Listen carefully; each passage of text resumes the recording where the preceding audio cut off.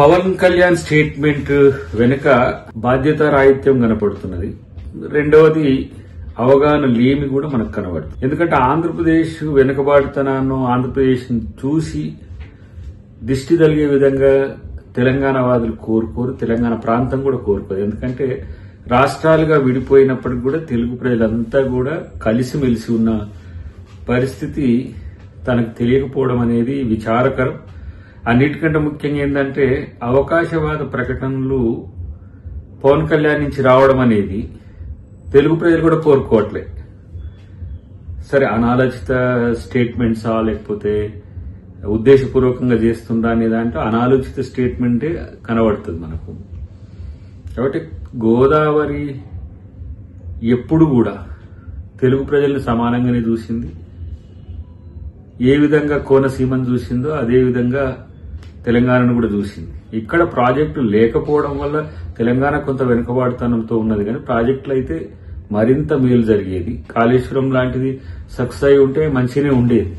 కానీ ఈ అంశాలలో తనకు అవగాహన లేకపోవడం వల్ల కేవలం రాజకీయ ప్రేరేపిత ప్రకటనలతోనే ఈరోజు పవన్ కళ్యాణ్ ఈ స్టేట్మెంట్ ఇచ్చిందని మనం అనుకోవాల్సిన అవసరం ఉంది.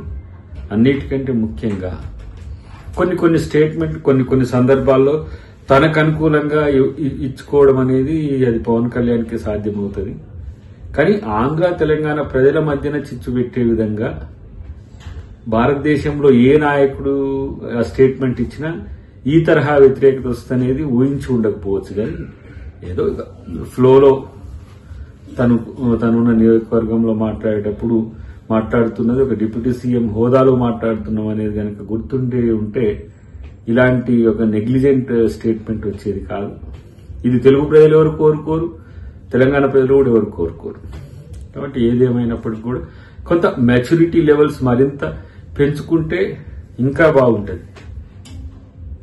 లేకపోతే ఎవరినో సాటిస్ఫై చేయడానికో మనం ఉన్న చోట ఉన్న వాళ్ళని సంతృప్తి పరచడానికో లేకపోతే మనం మద్దతు ఇచ్చిన వాళ్లకు అనుకూలంగా ఉండడము అనేది ఇది అవకాశవాద రాజకీయమే అని అనిపిస్తుంది. కాబట్టి ఏదేమైనా కూడా వాస్తవానికి చెప్పాలంటే తెలంగాణకు వచ్చి తెలంగాణ పాట, ఆంధ్రాకి వెళ్ళిన తర్వాత ఆంధ్ర పాట, తర్వాత ఇప్పుడు బీజేపీతో అనుకూలంగా ఉంటే బీజేపీ పాట, టీడీపీతో అనుకూలంగా ఉన్నప్పుడు టీడీపీ పాట, ఇట్లా ఏ పాట ఆ పాట నేర్చింది కాబట్టి కొంచెం తను బతక నేర్చిన పాట పాడుతున్నట్టుగా భావించాల్సిన అవసరం ఉంది. కాబట్టి దీన్ని ఎవరు తెలుగు ప్రజలు పట్టించుకోవద్దని మేము అనుకుంటాం.